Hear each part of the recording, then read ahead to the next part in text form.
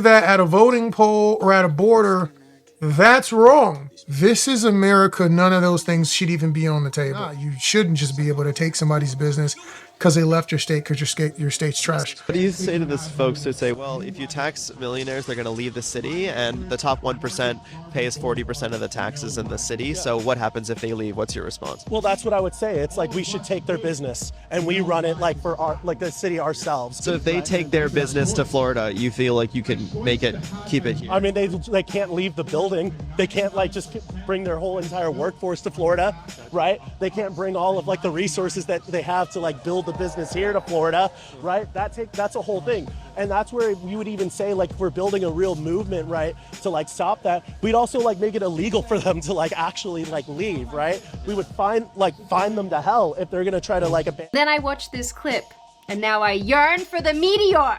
The first thing this gentleman says is we should take their business.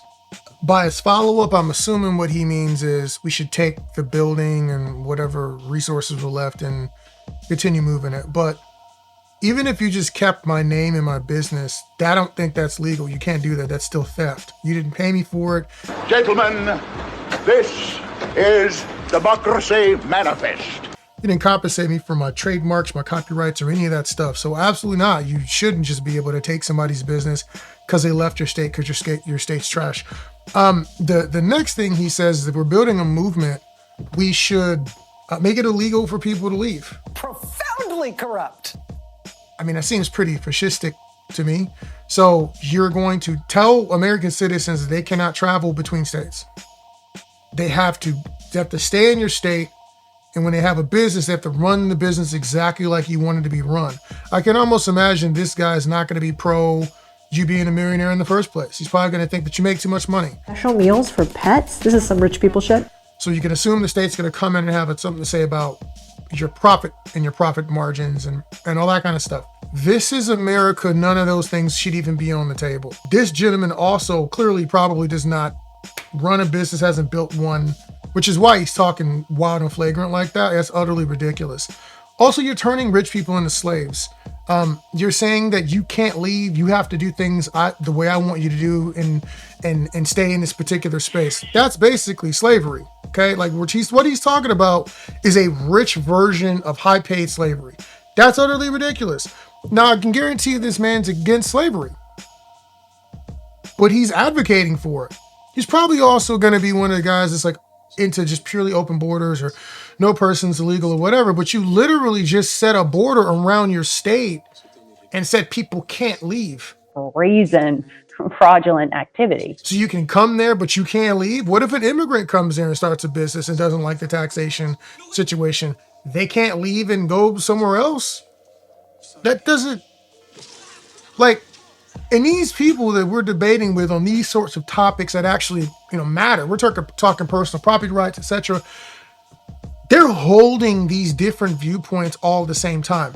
There's no logic to it. There's no consistency. There's no real undergirding truth that runs through all of it other than feels and vibes. The world doesn't run on feels and vibes. Commerce, business, economics, psychology, I guess, to some, or sales and purchasing and supply and demand. But this is ridiculous.